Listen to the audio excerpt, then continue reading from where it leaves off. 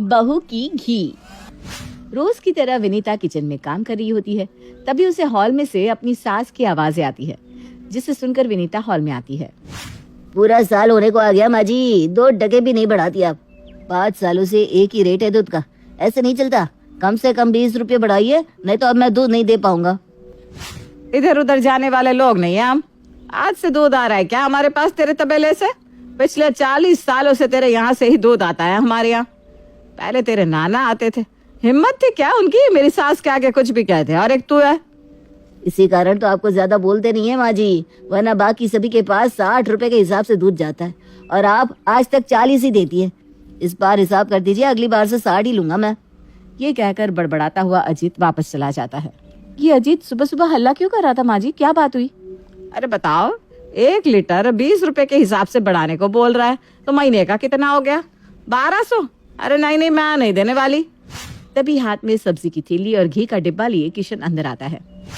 देना तो पड़ेगा ही मम्मी, अभी बाहर दूध वाला मिला, कह रहा था अब दूध नहीं देगा अगर पैसे नहीं बढ़ाए तो। ये तो बैठे बैठे खर्चा बढ़ गया मम्मी जी। आजकल तो सारी चीजों के दाम आसमान ही छूते जा रहे हैं। अब कौन सी चीज सस्ती आती है मैडम? ये घी का डिब्बा ही देख लो, बचपन में 200 रुपए की आती थी, फिर चलो 600 हुआ, अब सीधा 950। पिछले ही महीने मैं 800 रुपये में ये डिब्बा घी लाया था। वही क्वालिटी, वही ब्रांड, वही सब कुछ, बस जरा सी पैकेजिंग बदल कर 200-300 रुपये बढ़ा देते हैं। विनीता के ससुराल में हो रही ये डिस्कशन कोई आम डिस्कशन नहीं थी। किसी भी सामान में 20 रुपए की बढ़ोतरी होना एक मिडिल क्लास परिवार के लिए बहुत बड़ी बात होती है। और अब पूरे घर में सब इसी बात पर डिस्कशन कर रहे थे कि क्या किया जाए, दूध 2 लीटर से 1.5 लीटर कर दे या क्या करे। और यही बात सोचते सोचते विनीता रसोई में जाती है कि तभी उसे पड़ोस की विमला के घर से घी बनाने की स्मेल आती है। ओहो, ये विमला आंटी भी ना जब देखो घी ही बनाती रहती है। अपनी रसोई की खिड़की से बाहर झांकती हुई विनीता विमला से कहती है, अरे आंटी जी, आप घी बनाती है तो खिड़की जरा बंद रखा कीजिए ना, कितनी खराब महक आ रही है इसकी। तभी विनीता के दिमाग में एक आइडिया आता है। दूध हो गया है महंगा, घी हो गई है महंगी, और घी बनता है दूध से, तो क्यों ना हम घी मंगवाना ही बंद कर दे और दूध से घी निकाल ले। इस तरह दूध का बढ़ा हुआ रेट भी मैनेज हो जाएगा। वाह विनीता, कितनी स्मार्ट है तू। अभी जाकर माँ जी को ये आइडिया देती हूँ। भागती हुई विनीता हॉल में जाती है और सभी के सामने ये आइडिया रखती है। इतना तो कबाड़ मचाई रखा है तूने बहू, अब ये भी करके देख ले। ये 3 टाइम के खाने में भी एक टाइम मुझे तुम्हारी मदद करनी पड़ती है, और उसमें तुम घी बनाने का सोच रही हो। देख लो भाई, मुझे नहीं लगता तुम निकाल पाओगी घी। अरे कोई बहुत बड़ी बात नहीं है घी निकालना, पहले के जमाने में कोई बाहर से थोड़ी ना घी लाता था। ये तो सारे आजकल के चोचले हैं। मेरी माँ ने तो हमेशा घी घर पर ही निकाला है। तू कोशिश कर बेटा, हो जाएगा। अपनी सास की सहमति पाकर विनीता बहुत खुश हो जाती है और फौरन यूट्यूब पर वीडियो निकालकर घी बनाने की रेसिपी देखना शुरू कर देती है। सबसे पहले मलाई जमा करनी पड़ेगी, पर इतनी सारी मलाई में लाऊं कहाँ से? विमला आंटी से पूछती हूँ। और विनीता खिड़की के बाहर झाँक कर विमला को आवाज लगाते हुए कहती है, आज तो दूध में बहुत कम मलाई निकली है आंटी जी, इतनी कम मलाई में घी कैसे निकलेगा? वीडियो में तो कम से कम आधा पतीला मलाई लेने को कह रहे हैं।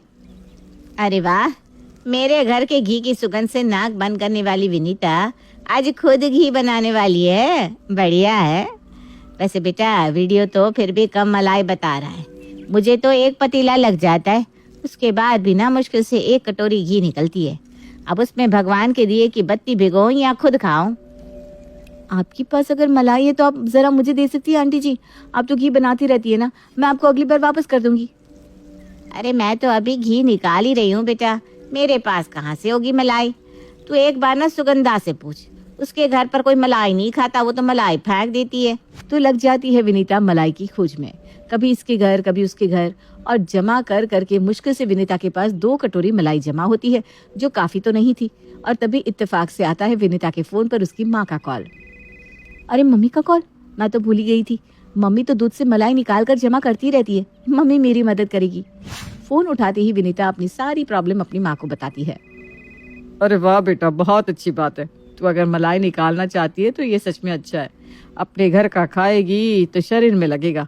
मैं ना तुझे मलाई भिजवा देती हूँ, पर उसके लिए घर में मिक्सचर ग्राइंडर का होना भी जरूरी है। तेरा मिक्सचर ग्राइंडर तो पिछले महीने ही खराब हो गया था। ओहो, कितनी मुश्किल से तो मलाई जमा हुई थी मम्मी, अब मिक्सर ग्राइंडर कहाँ से लाऊं मैं? ये तो काम की चीजें बेटा, मंगवा ले। अब किसी के घर से एक बार मांग भी लेगी तो कब तक चलेगा? हर महीने का काम है मलाई निकालने का। मैं तो कहती हूँ एक अच्छा मिक्सर ग्राइंडर खरीद ही ले। आजकल ना ऑफर भी है, मैंने अभी अभी ऑनलाइन मंगाया था, 2000 में आ गया। हाँ मम्मी ठीक कह रही हो आप, 2 डब्बे घी के 2000 में आते, उतने में तो एक मिक्सर ही आ जाएगा। मैं ना मिक्सर ग्राइंडर मंगवा ही लेती हूँ।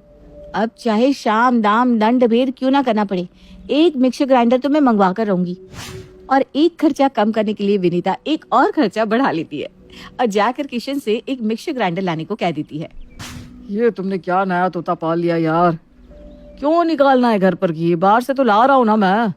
तुम लोगों का बस चले तो सब्जी भी घर पर ही उगा लो, सब्जी वालों के पेट पर भी लात मार दो तुम। मुझे नहीं पता, आप मुझे एक मिक्सर ग्राइंडर ला कर दो बस। इस बार एनिवर्सरी पर भी आपने मुझे कुछ नहीं दिया था, तो एनिवर्सरी गिफ्ट समझ कर ही मंगवा दो। लग गया 2000 का चूना। अरे कौन सा पैसों की बचत करवा रही हो तुम? यहाँ तो मुझे पैसे निकलते हुए दिख रहे हैं। एक बार बस घी निकालने तो दीजिए, आप उसके बाद देखिएगा। पहले घर पर घी इस्तेमाल करके टेस्ट करूंगी और अच्छा निकला तो मार्केट में बेचना शुरू कर दूंगी। बैठे बैठे पैसे आएंगे, फिर आप ही कहते फिरेंगे विनीता मुझे इस बिजनेस में पार्टनर बना लो। अरे भगवान ना करे ऐसी कभी नौबत आए। हाँ, 4 दिन बाद विनीता के घर पर मिक्सर ग्राइंडर का पार्सल पहुंचने वाला था, जिसके इंतजार के लिए सवेरे से विनीता दरवाजे पर बैठी हुई थी। और पहुंच जाता है विनीता के घर पर मिक्सर ग्राइंडर का पार्सल। चलो आखिरकार आ ही गया मेरा मिक्सर ग्राइंडर, अब बस घी निकालना शुरू करना है। विनीता हड़बड़ी में मलाई मिक्सर के जार में डालती है और ठीक से जार का ढक्कन बंद नहीं करती। जैसे ही स्विच ऑन होता है सारी मलाई हवा में। मेरी आंखों के आगे सफेदी कैसे छा गई? लगता है मुझे कोई बीमारी हो गई है। बहू, ए बहू, कोई है क्या? आप अंदर कब आई मम्मी जी? ये सफेदी नहीं, ये मलाई है जो आपके पूरे चेहरे पर लग गई है। लगता है मिक्सर ग्राइंडर का जार सही से बंद नहीं हुआ था। भाई ये पागल थी जो तेरा सपोर्ट कर रही थी। बेकार में मिक्सर ग्राइंडर पर पैसे भी लगा और इतना काम बढ़ा दिया तूने। अब पूरे किचन की सफाई करनी पड़ेगी। मलाई तो क्या ही निकलती, विनीता का तेल जरूर निकल जाता है। मलाई हवा में उड़ जाने के कारण किचन की दीवार, फर्श, हर जगह चिकनापन आ चुकी थी। और दोपहर से लेकर विनीता रात तक बेचारी किचन ही साफ करती रहती है। रात को खाने की टेबल पर सभी बैठे खाने का इंतजार कर रहे थे, तब मैं तो पहले ही जानता था ये सब काम हमारे बस का नहीं है। जिसका काम उसी को साजे, दूजा करे तो ठेंगा बाजे। पर आप लोगों को तो पैसे बचाने थे। जब से घी निकालने का टंटा हमारे जीवन में आया है, मुझे तो रोटी भी नसीब नहीं हुई। पिछले 1 हफ्ते से बहू बस घी घी कर रही है। और आज देखो मिक्सर ग्राइंडर आ तो गया, लेकिन चूल्हा ही नहीं जला। अब मैं बाहर से ही कुछ ऑर्डर कर देता हूँ पापा। और पूरे परिवार को बाहर से ऑर्डर किया हुआ खाना ही खाना पड़ता है। विनीता का जो तेल निकला था उसके बाद सभी को लगा था कि अब वो इस घी के प्रकरण को छोड़ देगी, पर ऐसा बिल्कुल भी नहीं होता। अगली सुबह उठते ही विनीता हॉल में ही मिक्सर ग्राइंडर लगाकर मलाई से मक्खन बनाने की तैयारी करने लगती है। ये हॉल में तुम मिक्सर क्यों चला रही हो बहू? हॉल की हालत भी किचन जैसी करनी है क्या? नहीं नहीं मम्मी जी, हमारा किचन ना गलत दिशा में बना है। अगर सुगुन ही सही नहीं बैठेगा तो निकलेगी कैसे घी? इसलिए मैंने सोचा क्यों ना हॉल में ही मिक्सर को चलाया जाए। आप देखिएगा इस बार ना काम बन जाएगा। जय माता दी। और माता का जयकारा लगाकर विनीता मिक्सचर में मलाई घुमा लेती है। पर अभी तो ये प्रोसेस काफी लंबा जाने वाला था। अपनी माँ को वीडियो कॉल कर विनीता सारा प्रोसेस पूछ लेती है। हाँ बेटा ये सही है। अब धीरे धीरे इस हाथ से फेरती जाओ और उसके बाद मक्खन अलग हो जाएगा और पानी अलग, फिर मक्खन का गोला बीच में आ जाएगा। हाँ हाँ हो रहा है मम्मी। तभी गुस्से में सोहन लाल अपने कमरे से बाहर आता है और बहू को हॉल में मक्खन मलाई करता देख गुस्से से कहता है, ये गोला तो बाद में बनेगा बहू। मेरे पेट में जो भूख का गोला बन रहा है ना, उसको शांत कर दे। 3 दिन से बाहर का खाना खा रहा हूँ मैं। अब चाहती क्या है?